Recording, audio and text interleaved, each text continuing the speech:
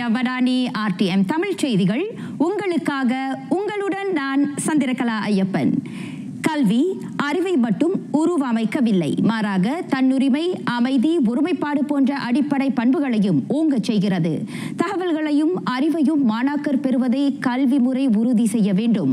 அதேவேளை நல்லவற்றையும் அல்லாதவற்றையும் பகுத்தறியும் ஆற்றலையும் அவர்களுக்கு வழங்குவதே நடப்பு சவால் என பிரதமர் டத்துஸ்ரீ அன்வார் இப்ராஹிம் தெரிவித்தார். மலேசியா அனைத்துலக இஸ்லாமிய பல்கலைக்கழகத்தின் பண்பாட்டு நடவடிக்கை மையத்தில் நடைபெற்ற meet Anwar at IIUM a special homecoming நிகழ்ச்சியில் பிரதமர் உரையாற்றினார். பல்கலைக்கழகத்தில் வருங்கால பொருளாதார, அரசியல், தொழில்நுட்ப, அறிவியல் வல்லுநர்கள் உள்ளனர். அவர்கள் கல்வியை கற்பது மட்டுமின்றி நீதி, சுதந்திரம், மானம் போன்ற அடிப்படை பண்புகளிலும் தேர்ச்சி பெற்றவர்களாக வேண்டும் என டத்துஸ்ரீ அன்வார் அறிவுறுத்தினார். பிரதமருடனான நேரடி கலந்துரையாடல் நிகழ்ச்சியாக அமைந்த அதில் UIAM-இன் ஏறத்தாழ 3000 பட்டப்படிப்பு மாணாக்கரும் பணியாளரும் கலந்து கொண்டனர். தேசிய உயர்கல்வி நிதி கழகம் PTPTN-இன் கடன் விகிதம் திருப்பி செலுத்துவதற்கான விதிகள் மறுபரிசீலனை செய்யப்படுகின்றன. கடன் பெற்றோருக்கு சிறந்த உதவியை நல்கும் வேளை நிலுவையில் இருக்கும் அதிக கடன் சிக்கலை கையாளவும் இது வழிகோலும் என நிதி அமைச்சருமான டத்துஸ்ரீ அன்வார் இப்ராஹிம் நம்பிக்கையூட்டினார். PTPTN-இன் கடன் 4000 கோடி ரிங்கிட்டை தொட்டுள்ளது. கடன் விகிதத்தை உயர்த்தினால் அது 5000 கோடி ரிங்கிட்டையும் எட்டக்கூடும். அதேவேளை மாணாக்கருக்கு நிதி உதவி செய்யும் கடப்பாட்டையும் அரசு கொண்டிருப்பதால் ஆக்ககரமாக இந்த விவகாரத்தை கையாள வேண்டியிருப்பதை பிரதமர் சுட்டினார். செல்வந்தர்களுக்கு வரி விதிப்பது, வீட்டு பிள்ளைகளுக்கு கடன் உதவி வழங்காமல் ஏழை மாணாக்கருக்கு உதவிகளை அதிகரிப்பது உள்ளிட்ட அணுகுமுறைகள் அதில் அடங்கும் என டத்துஸ்ரீ அன்வார் கோடி காட்டினார்.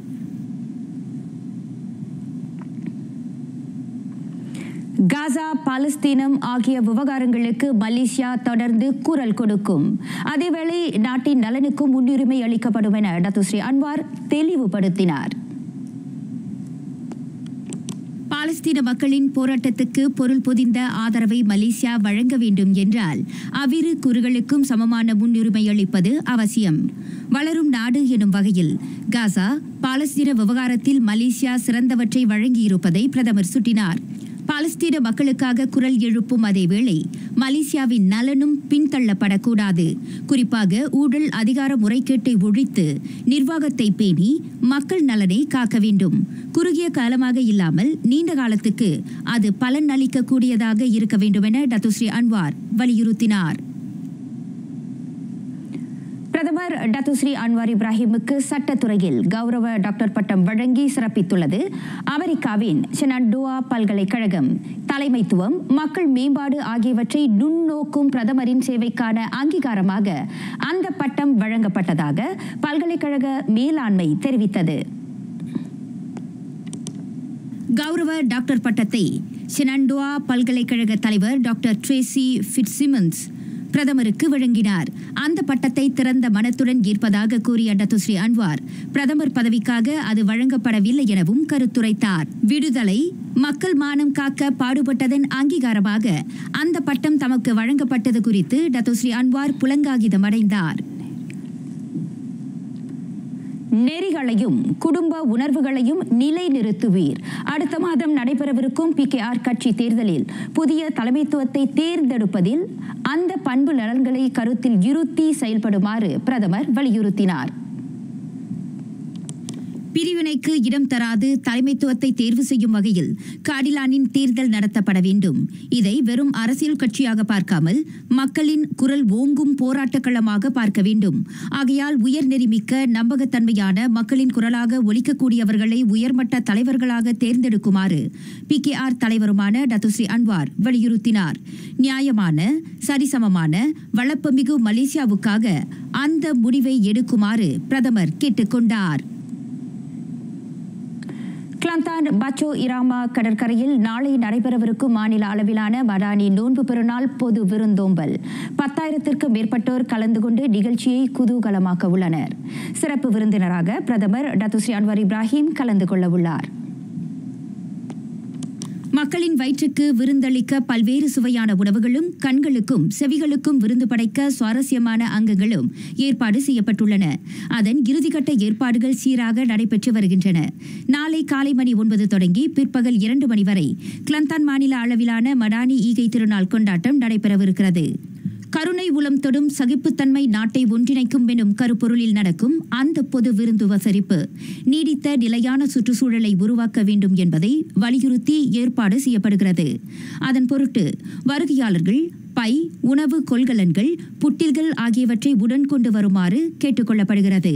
எல்லோருக்கும் கட்டணமில்லா வேன் போக்குவரத்து சேவையும் ஏற்பாடு செய்யப்பட்டுள்ளது.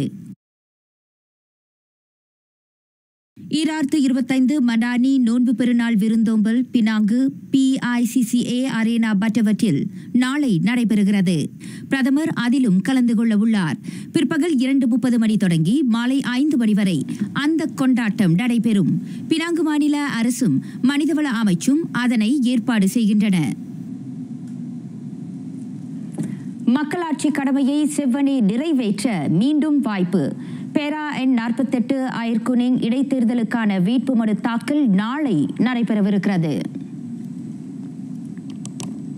தாப்பா மர்டிகா மண்டபத்தில் வேட்புமனு தாக்கல் காலை 9 மணி தொடங்கி 10 மணி வரை நடைபெறும்.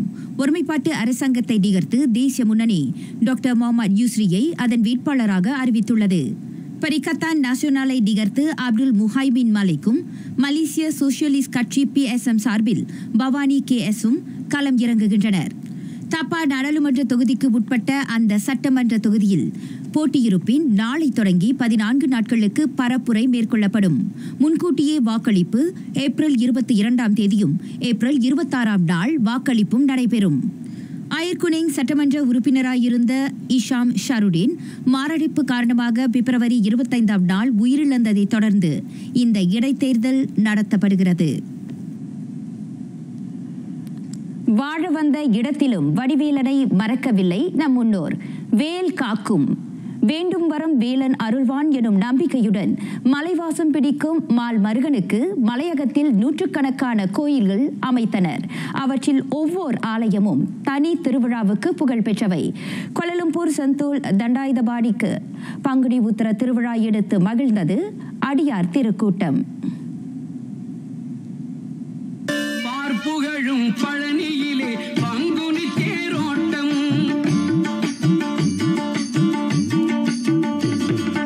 பார்ப்புகழும் பழனியிலே பங்குனி தேரோட்டம், அதை பார்த்து மகிழத்தானே இங்கு கடல் போல் கூட்டம். தேவேந்திரன் மருமகனுக்கு தேனாய் பொழிந்தது அதிகாலை மழை. மழை பொறுமோ மயில் வாகனன் திருவடிக்கு. அதிகாலை 5 மணிக்கு அலங்கரிக்கப்பட்ட திருவுருவாய் தண்டாயுதபாணியை ஏந்திய வெள்ளி ரதம் 101ஆம் ஆண்டாக லிபோ அம்பாங் கிட்டங்கியில் இருந்து செந்தூல் நோக்கி புறப்பட்டது. பால்குடம் ஏந்திய பக்தர்களும் காவடி சுமந்த அடியார்களும் வடிவேலன் வழித்துணையாய் வர வெள்ளி ரதத்துடன் பாத யாத்திரை சென்றனர். காலை 9 மணி அளவில் வெள்ளித்தேர் செந்தூல் தண்டாயுதபாணி ஆலயத்தை அடைந்தது. அழகன் முருகனுக்கு அபிஷேகம் செய்து மகிழ்வதுதான் பக்தர் உள்ளம். அதற்காக பால், பன்னீர், சந்தனம் ஆகியவற்றை குடத்தில் சுமந்தும் காவடிகளை ஏந்தி வந்தும் தங்கள் நேர்த்தி கடனை செலுத்தினர். 13 உற்சவங்களில் 13 மாதத்தில் வருகிற மிக சிறப்பான உற்சவம் இந்த பங்குனி உற்சவம். அது முருகப்பெருமானுக்கு ரொம்ப விசேஷம். அருமையான கூட்டம். செந்தூல் வட்டாரத்திலேயே மிக சிறந்த விழா. நகரத்தார் பெருமக்கள் இதை ரொம்ப வழி நடத்தி பிரமாதம் வச்சு. இந்த ரதத்துக்கு 100 வயது, ஆலயத்தில் 150 வயது, இந்த தண்டாயுதபாணிக்கு வயது 150. வருஷம் நான் அங்கே சென்ட்ரல் சுப்பிரமணிய கோயிலில் வந்து அவரை தரிசித்து பால் வாங்கி போட்டு விளக்கெல்லாம் போட்டுட்டு இந்த நாடு மக்கள்லாம் சுபிச்சமாக இருக்கணும். வருஷம் என்னால் முடிஞ்சது உங்களுக்கு நான் வந்து செஞ்சுட்டு போகிறேன். நான் எப்பொழுதும் வருவேன். நார்மல் டைமில் வந்து சாமி கும்பிட்டு போவேன். ஆனால் பங்குனி உத்திரம் மட்டும் நான் மிஸ் பண்ண மாட்டேன். வருஷம் அங்கே வந்துட்டு அவரை பார்த்துட்டு விளக்கு போட்டு போவேன். எனக்கு இங்கே வந்தால் ரொம்ப சந்தோஷமாக இருக்கும். கூப்பிட்ட மக்களையெல்லாம் பார்க்க, அவரையும் பார்க்க ரொம்ப சந்தோஷமாக இருக்கும். ஸோ அதனால் மிஸ் பண்ண மாட்டேன். பங்குனி உத்திரம் நான் இந்த வருஷம் இந்த கோயிலுக்கு வருவேன். இந்த வருஷம் வந்து ரொம்ப சிறப்பாக இருக்குது. மழைனால கொஞ்சம் கூட்டம் குறைவாக இருக்குது, இல்லைன்னா நிறையா கூட்டம் இருக்கும். எப்பயும் ரொம்ப நல்லா சிறப்பாக செய்வாங்க இந்த கோயிலில். சாப்பாடு இருக்கும், காலையில் பசியாத மதியானம் சாதம்லாம் செய்வாங்க. எப்பயுமே வருஷம் ரொம்ப சிறப்பாக செய்வாங்க இந்த கோயிலில். நெஞ்சில் வைத்தால் நேரில் வந்து காப்பான், நிறைமுகனாம் அருமுகன். புண்ணியம் நிறைந்த பங்குனி உத்திரத்தில் எண்ணியவை ஈடேறவும் வாழ்வு வளம் பெறவும் குமரனின் பொற்பாதத்தில் பக்தர்கள் தங்கள் காணிக்கையை செலுத்தினர். அயல் நாடுகளில் இருந்தும் பிற மாநிலங்களில் இருந்தும் ஏராளமானோர் வந்து வள்ளி மணாளன் ஆசியை பெற்றனர். நான் வந்து சிங்கப்பூர்லேருந்து கடந்த 20 வருடமாக வந்துருக்கேன். இந்த காவடி எடுக்கிறதுக்காக இங்கே வரேன். பிரமாதமாக இருக்கும். தொடர்ந்து வந்துருக்கேன். என்னால் முடிந்தவரை வருஷம் நான் வருவேன். ஓவரால் ரொம்ப பிரமாதமாக இருக்குது. எல்லாருமே பங்குனி வந்தீங்கன்னா முருகன் அருள் வாங்கிட்டு போகலாம். நீங்கள் வெரி பவர்ஃபுல். செந்தில் முருகன் வந்து ரொம்ப பவர்ஃபுல்லு. வந்து வேண்டிட்டீங்கன்னா எல்லாம் நல்லா நடக்கும். நாங்கள் பிறந்ததுலேருந்து இந்த கோயிலில் பங்குனி உத்திர விலையெல்லாம் கலந்துக்கிட்டு இருக்கோம். பொதுவாக ரொம்ப கூட்டமாக இருக்கும் பங்குனி உத்திரத்துக்கு. சாயந்தரம் ரத புறப்பாடு இன்னும் ரொம்ப விசேஷமாக இருக்கும் இந்த கோயிலில். ஸ்பெஷல் இந்த காவடிகள் தான். இந்த காவடி ரொம்ப அழகான மயில் காவடிகள் தான் இந்த கோயிலில் ரொம்ப விசேஷம். ரதத்தோட பால் குடம் காவடிலாம் வந்து வருஷம் அந்த இதை செலுத்திக்கிட்டு தான் இருக்காங்க. காலையிலேயே வந்து எங்களோட பால் குடம் நேற்று கடத்த செலுத்திட்டோம். அதுக்கப்புறம் முருகனுக்கு பால் அபிஷேகத்துக்கு பால் வாங்கி கொடுத்துருக்கோம். நிறைய வேண்டுதலை இந்த முருகன் நிறைவேற்றி வச்சிருக்காரு. மேலும் என்னோட மகன் நல்லா படிக்கணும், அப்பா அம்மா நல்லா இருக்கணும்னு தான் எங்களோட பிரார்த்தனையே. 150 ஆண்டுகளை கடந்த செந்தூல் தண்டாயுதபாணி ஆலயத்தில் அடியார்களின் அன்பில் உச்சி குளிர்ந்து கொண்டிருக்கும் வடிவேலன் அங்குள்ள மக்களுக்கு தொடர்ந்து அருள் பாலித்து வருகிறார். குமரனை கும்பிட கூடியிருக்கும் பக்தர் கூட்டமே அதற்கு சான்று பகர்கிறது. சீர்மிகு செந்தூல் தண்டபாணியின் திருவடி தொழுது நிற்கிறது அடியார் கூட்டம். அருமுகனை நாடி வந்தோருக்கு அன்னமிட்டு ஆதரிப்பது நகரத்தார் வழக்கம். காவடிகள் ஆடி வருவதை காண்கையில் காண்போர் மனம் மட்டுமல்ல, கந்தனின் மனமும் கவரும். பக்தியும் பண்பாடும் நிறைந்து சிறப்பாக நடைபெறுகிறது பங்குனி உத்திரம். ஆர்த்தியமுக்காக ரேணுகா சுகுமாரன். ஒளிமுகச் சிரிப்பு அது உலகத்தையே கவர்ந்திழுக்கும் அழகின் விரிப்பு. மலைவாசம் கண்ட முருகன் வனவாசம் கண்டதொரு திருத்தலம் இந்த மலையகத்தில் உண்டு. மரத்தில் நின்ற ஆண்டவர் மக்கள் மனத்தையும் ஆண்டு கொண்டிருக்கிறார். பங்குனி உத்திரம் என்றாலே நினைவுக்கு வரும் மாரான் மரத்தாண்டவர் ஆலய திருவிழா காட்சிகள் உங்கள் கண்களுக்கு. நிற்பதும் நடப்பதும் நின் செயலாலே, நினைப்பதும் நிகழ்வதும் நின் செயலாலே. இனி நின்கதியே என வேலனிடம் சரணடைந்தனர். அவனின் பாதம் நாடி வந்தனர் அடியார்கள். 10 நாட்கள் திருவிழாவில் ஒவ்வொரு நாளும் முருகப்பெருமான் ஒவ்வொரு திருக்கோலம் பூண்டு பக்தர்களுக்கு அருள் பாலித்தார். நேற்றிரவு திருத்தேர் ஆலயத்தை வலம் வந்த வேளை இன்று அதிகாலையில் உத்திர நட்சத்திரம் பிறந்தவுடன் அபிஷேகங்களும் சிறப்பு பூசைகளும் நடைபெற்றன. இவ்வாண்டு பங்குனி உத்திர திருவிழாவில் 2 லட்சத்துக்கும் அதிகமான பக்தர்கள் பங்கேற்றனர். மக்களின் வசதிக்காக ஆலய நிர்வாகம் பல்வேறு வசதிகளை ஏற்படுத்தியுள்ளது. பக்தர்களுக்கு நிறைய இடத்துல அன்னதானம் கொடுக்கப்பட்டது.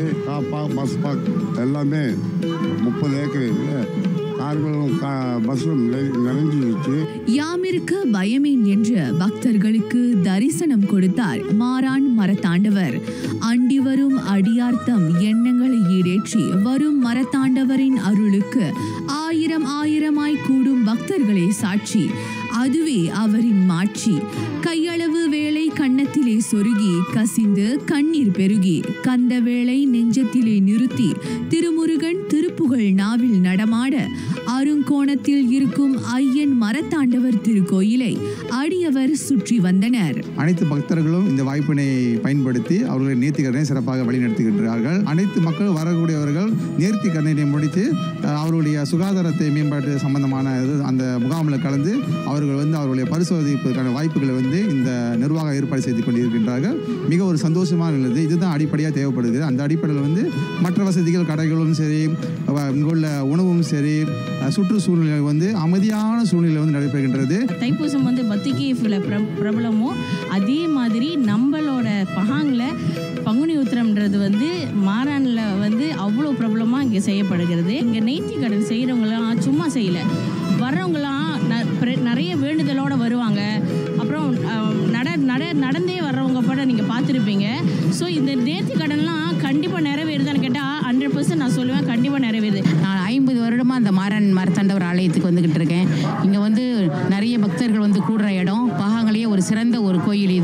நாங்கள் வந்து வேண்டிக் கொண்ட எல்லா நேர்ச்சி கடன்களும் நிறைவேறி இருக்கு. குறிப்பாக என்னுடைய ஃபேமிலியில் நடந்த பிரச்சனைகளுக்கெல்லாம் இங்கே வந்து வேண்டுவேன். ஒவ்வொரு வருடமும் நான் என்ன வேண்டனோ அதெல்லாம் நிறைவேறுது. அவ்வளோ சக்தி இருக்கு இந்த மாரான் மரத்தாண்டவருக்கு. எத்துணை வேலை இருப்பினும் கந்த வேலை எண்ணுவதே தம் வேலை எனும் நம்பிக்கையோடு நாடு முழுவதும் இருந்து பக்தர்கள் மாரானில் கூடினர். உடல் நலத்தை உறுதி செய்து கொள்ள இலவச மருத்துவ பரிசோதனை முகாமும் இன்று அங்கு நடைபெற்றது. மேலும் உடல் உறுப்பு தானம் குறித்த விழிப்புணர்வு முகாமும் நடைபெற்றது.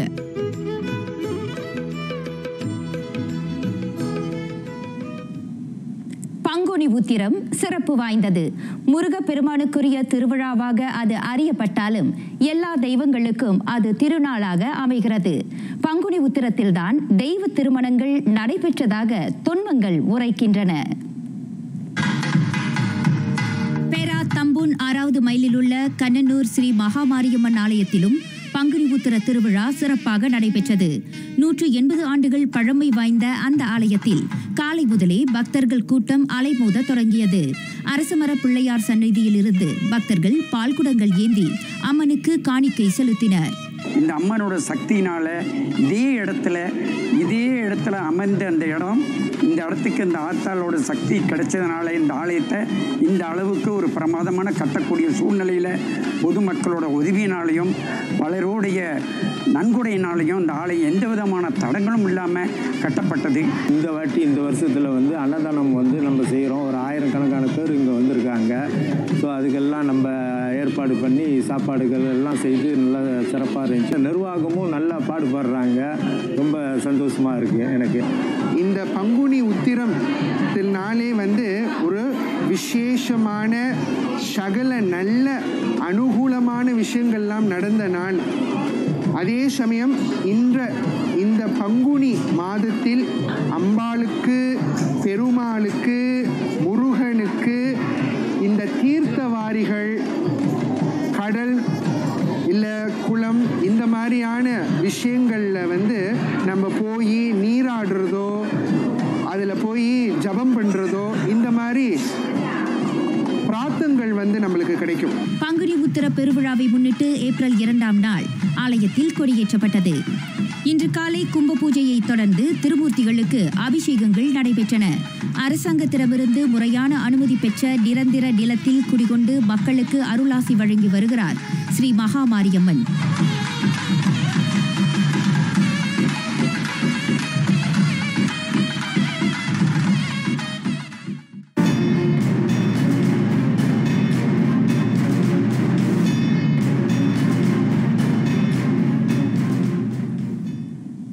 தாய்லாந்துக்கு சுற்றுப்பயணம் செல்ல ஆசை உடையோரே, இது உங்களுக்கான செய்தி.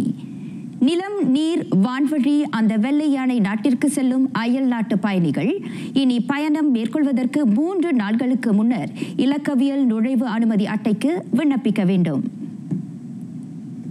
மே 1 தேதி அந்த நடைமுறை நடப்புக்கு வருகிறது. தாய்லாந்தை அடைந்தவுடன் பூர்த்தி செய்ய வேண்டிய TM6 அட்டைக்கு பதில் அயல்நாட்டு சுற்றுப்பயணிகளுக்கு இந்த மின்னியல் நுழைவு அட்டை வழங்கப்படுகிறது. இந்த இலக்கவியல் நுழைவு அனுமதி அட்டை வெளிநாட்டு பயணிகளின் வசதிக்கு ஏற்றவாறு நவீன விவேக பயண தொழில்நுட்ப கூறுகளுடன் உருவாக்கப்பட்டுள்ளதாக தாய்லாந்து வெளியுறவு அமைச்சின் பேச்சாளர் நிகொண்டேஜ் பலன்கூரா தெரிவித்தார். பயணிகளுக்கு பாதுகாப்பான விரைவான சேவையை வழங்கும் பொருட்டு அந்த நடவடிக்கை எடுக்கப்படுகிறது. பொது சுகாதாரம் போன்ற பிற முக்கிய கூறுகளை கண்காணிக்கவும் அதற்கு ஏற்ற உரிய நடவடிக்கைகளை எடுக்கவும் அது உதவும். இலக்கவியல் நுழைவு அனுமதி அட்டைக்கு விண்ணப்பித்த பின்னர் அதற்கு ஒப்புதல் வழங்கிய படிவம் மின்னஞ்சல் முகவரிக்கு அனுப்பப்படும். அயலக சுற்றுப்பயணிகள் தாய்லாந்தை அடைந்தவுடன் அந்த மின்னியல் அட்டையை குடிநுழைவு அதிகாரிகளிடம் காட்ட வேண்டும். குழு முறையில் நுழைவு அனுமதி அட்டையை சமர்ப்பிக்கலாம். அத்துடன் அனுமதி அட்டையில் பிழை இருப்பின் அதனை திருத்தவும் அனுமதிக்கப்படுகிறது. அழுத்தமும் மிரட்டலும் சிக்கலுக்கு தீர்வாக நேர்மையான கலந்துரையாடலே சால சிறந்த தீர்வாகும் என கருதுகிறது சீனா. அமெரிக்காவுடன் மூண்டுள்ள வர்த்தக போர் தொடர்பில் பெய்ஜிங் அந்த கூற்றை வெளியிட்டது. கலந்துரையாடலுக்கு சீனா ஆயத்தமாக உள்ளது. அதேவேளை இருவழி மதிப்பின் அடிப்படையிலும் நேர்மையான முறையிலும் அது அமைய வேண்டுமென அந்த கிழக்காசிய நாட்டு வர்த்தக அமைச்சர் ஹே யோங் சியான் வலியுறுத்தினார். கலந்துரையாடல் வழி இரு நாடுகளுக்கும் இடையிலான வேறுபாடுகளை களைய வாஷிங்டனும் பெய்ஜிங்கும் முனையும் என்ற நம்பிக்கையை அவர் வெளிப்படுத்தினார். மூண்டுள்ள வர்த்தக போரில் வெற்றி அல்லது தோல்வியை எந்த தரப்பும் தழுவப் போவதில்லை. எனவே தன்னல நோக்கத்திற்காக பிற நாடுகளை அழுத்தத்திற்கு உள்ளாக்கும் பாங்கு தொடரப்படக்கூடாது என அவர் கருத்துரைத்தார். இலக்கிடப்பட்ட எதிர்மறை நடவடிக்கைகளை நிறுத்த ஏதுவான வர்த்தக சூழலை அமெரிக்கா உருவாக்கும் எனவும் ஹே நம்புகிறார். மற்றொரு நிலவரத்தில் சீனாவுடனான பேச்சு தோல்வியுற்றால் அதிகமான வரியை அமெரிக்க இலக்கவியல் நிறுவனங்கள் மீது விதிக்க ஐரோப்பிய ஒன்றியம் ஆயத்தமாக உள்ளது. அந்த விதியை நடைமுறைப்படுத்துவதற்கு முன் வாஷிங்டனுடன் சீரான உடன்பாட்டை தமது தரப்பு நாடுவதாக ஐரோப்பிய ஒன்றிய தலைவர் உர்சுலா ஒன் டெர் லீயன் தெரிவித்தார். மேட்டா, கூகுள் உள்ளிட்ட நிறுவனங்களுக்கு இலக்கவியல் விளம்பர வருவாய் விதியை விதித்து அந்த வல்லரசின் மீது வர்த்தக போர் தொடுக்க EU தயங்காது என அவர் நினைவுறுத்தினார். உலக வர்த்தகத்தில் மட்டுமல்லாது சொந்த நாட்டு வருவாய் பெருக்கத்திற்கும் ட்ரம்ப் அறிவித்த இறக்குமதி வரி பெரும் தாக்கத்தை ஏற்படுத்தியதை அவர் சுட்டினார். வர்த்தக போர் சீற்றத்தை தணிக்க அமெரிக்கா வரி விதித்த சீன தயாரிப்புகள் ஐரோப்பிய ஒன்றிய சந்தையில் உலாவுவது தடுக்கப்படும் எனவும் உர்சுலா விவரித்தார். இந்தியாவிலிருந்து 600 டன் எடையிலான அதாவது 15 லட்சம் ஐபோன் விவேக பிசிகளை ஆப்பிள் நிறுவனம் அமெரிக்காவுக்கு கொண்டு சென்றது. அவற்றை ஏந்தி வர அந்த தொழில்நுட்ப பெரு நிறுவனம் 6 சிறப்பு சரக்கு விமானங்களை அனுப்பியதாக தகவல் கசிந்துள்ளது. ட்ரம்பின் கூடுதல் வரி விதிப்பிலிருந்து தப்புவதற்காக இந்தியாவில் ஐபோன் தயாரிப்பை அதிகப்படுத்த ஆப்பிள் நிறுவனம் உத்தேசித்துள்ளது. ஆப்பிளின் மிகப்பெரிய சந்தையாக அமெரிக்கா திகழ்கிறது. எனினும் இறக்குமதிக்கு அந்த மாபெரும் பெரு நிறுவனம் சீனாவையே சார்ந்துள்ளது. சீன பொருட்களுக்கு எதிரான வரி விதிப்பை ட்ரம்ப் அதிரடியாக 125 விழுக்காடாக உயர்த்தியுள்ளார். சீனாவை தவிர மற்ற எல்லா நாடுகளுக்கும் வரி விதிப்பு 90 நாட்கள் ஒத்திவைக்கப்படுவதாக நேற்று முன்தினம் ட்ரம்ப் அறிவித்தார். அது சந்தையில் ஐபோன்களின் விலையை பன்மடங்காக உயர்த்தும் என்பது திண்ணம். இந்த இக்கட்டான சூழலை எதிர்கொள்ள ஆப்பிளின் பார்வை 26 விழுக்காடு பரஸ்பர வரி விதிக்கப்பட்டிருக்கும் இந்தியா பக்கம் திரும்பியுள்ளது. சொந்த ஐபோன்களை நாடு கடத்த முயன்ற ஆப்பிள் சென்னை விமான நிலையத்தில் சுங்க சோதனைக்கான 30 மணி நேர சோதனையை 6 மணி நேரத்திற்கு குறைக்குமாறு இந்திய விமான நிலைய அதிகாரிகளை வலியுறுத்தியதாகவும் தகவல் வெளியாகியுள்ளது. முன்னாள் இணை தூற்றுனரும் அமெரிக்க செல்வந்தருமான எலான் மஸ்க் மீது OpenAI நிறுவனம் வழக்கு தொடுத்துள்ளது. மஸ்கின் தலையீடு இன்றி அந்த செயற்கை நுண்ணறிவு நிறுவனம் படைத்த மாபெரும் சாதனைகளை முறியடிக்கும் வகையில் அவர் தீவிர பரப்புரை மேற்கொண்டு வருவதாக OpenAI குற்றம் சாட்டியுள்ளது. 2015 OpenAI நிறுவனத்தை தோற்றுவித்தவர்களுள் எலான் மஸ்கும் ஒருவர். எனினும் 2018 கருத்து வேறுபாடு காரணமாக அவர் அந்த நிறுவனத்திலிருந்து வெளியேறினார். OpenAI-ஐ விட்டு வெளியேறியவுடன் அதற்கு எதிராக மஸ்க் பல நடவடிக்கைகளை எடுத்து வருவதாக உலகின் அந்த முதன்மை செயற்கை நுண்ணறிவு நிறுவனம் வட கலிபோர்னியா கூட்டரசு நீதிமன்றத்தில் வழக்கு தொடுத்துள்ளது. குறிப்பாக ChatGPT-யின் அபார வளர்ச்சியை தொடர்ந்து அந்த நிறுவனத்துக்கு எதிரான மஸ்கின் நடவடிக்கைகள் தீவிரமடைந்துள்ளன. குறிப்பாக OpenAI நிறுவனத்தை முடக்கக்கூடிய வகையில் மற்ற செயற்கை நுண்ணறிவு நிறுவனங்களை உருவாக்கும் முயற்சியில் மஸ்க் இறங்கியிருப்பதாக அது குற்றம் சாட்டியது.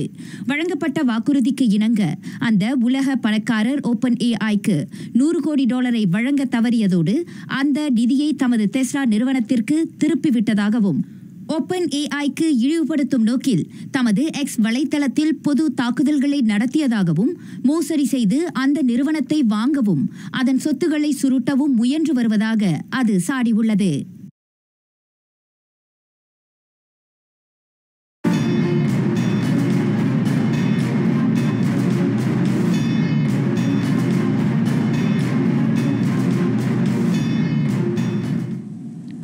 சூப்பர் லீக் காற்பந்தாட்டம் கோல் விழா கொண்டாடியது JDT. ஜொஹோர் இஸ்கண்டார் புத்ரி சுல்தான் இப்ராஹிம் அரங்கில் நேற்றிரவு நடைபெற்ற ஆட்டத்தில் தென்னக வேங்கை 9-0 என கிளாந்தான் டாருல் நயம் FC-யை வென்று கோல் சாதனையில் திளைத்துள்ளது. 5 கோல்கள் புகுத்தி கள ஆட்ட நாயகனாக வலம் வந்தார் முதன்மை தாக்குதல் ஆட்டக்காரர் பெக்சன் டா சில்வா. ஆட்டம் தொடங்கிய 7ஆம் நிமிடத்தில் அவர் முதல் கோலையும் 2ஆம் நிமிடத்தில் 2ஆம் கோலையும் ஈட்டித் தந்தார். 4 நிமிடங்கள் நிமிடம் கழித்து எதிரணியின் அரணை தகர்த்து தமக்கு கிட்டிய கோல் அடிக்கும் வாய்ப்பை மீண்டும் அவர் பயன்படுத்திக் கொண்டார். பின்னர் 27ஆம் நிமிடத்தில் 4ஆம் கோலை அவர் புகுத்தினார். 36ஆம் நிமிடத்தில் தென்னக வேங்கை கோல் மழை தொடங்கியது. 54, 57ஆம் நிமிடங்களில் 6ஆம், 7ஆம் கோலை புகுத்தி அணியின் வெற்றிக்கு வழிகோலினார் ரோமெல் மொராலேஸ். 62ஆம் நிமிடத்தில் ஷருல் சாட்டும் 84ஆம் நிமிடத்தில் சஃபிக் ரஹீமும் கோல் மழையில் ஜேடிடியை நனைவித்தனர். 67 புள்ளிகளுடன் பட்டியலில் முதல் இடத்தை பிடித்துள்ளது அந்த அணி.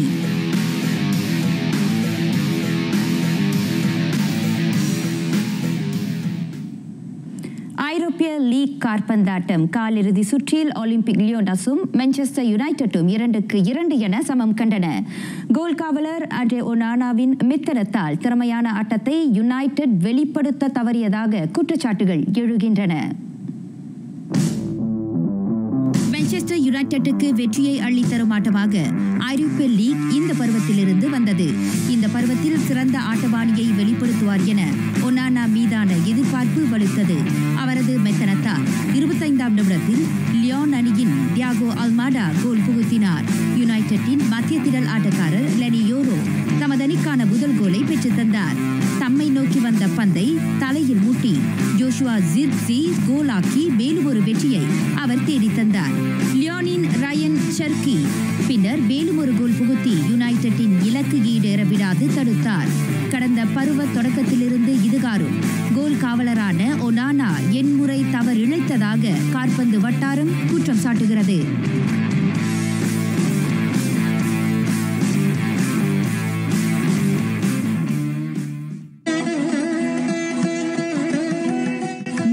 குரல் பெண்ணா நலி என்னும் போரொன்றிலதாகி விண்ணாகி நிற்கும் வியப்பு. முத்தியானது பெண், ஆண், அலி என்னும் பெயர் இல்லாததாகி அறிவு உடலாய் வியக்கும்படி நிற்குமென முத்தி நிலை உரைக்கிறார் முதுகுலவர் ஔவை.